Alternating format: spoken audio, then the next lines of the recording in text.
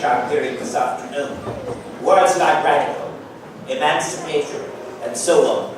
And the first thing I want to say to you is that these words weren't always welcome during my career in politics. They weren't welcome when we were working for women's rights, children's rights, and very often they would be the basis of abuse if you were talking about human rights abroad.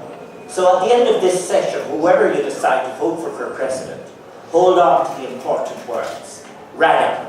That means that there are really fundamental changes needed, and they are needed not in the forms of the economy, but on the assumptions and values of what in fact brought us to where we are now. And you put a question to yourselves then, do you want to revive a dead model, or do you want to think about something new?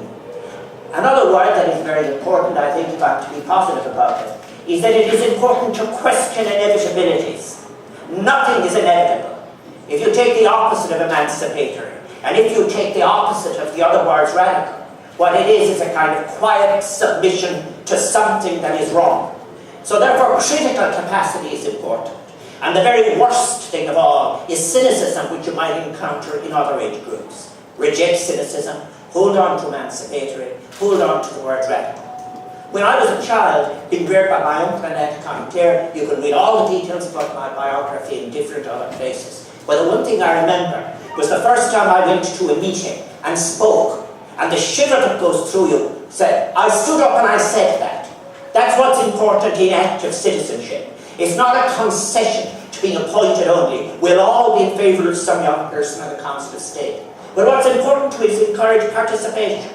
And not only by those who have the benefit of education, but by everyone who's having any kind of experience. Young and equal. That is what is radical. That is what a republic is. And that's why I put 4 elements when I started last May.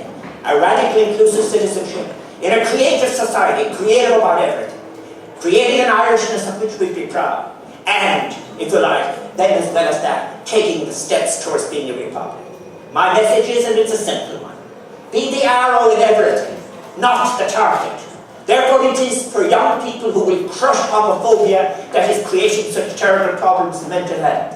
It is young people who will ask others to say, we have the right to take, for things to be taken account in their specific reality. Of course we shouldn't have young people in adult institutions for mental health. Of course we shouldn't have young people going into prison.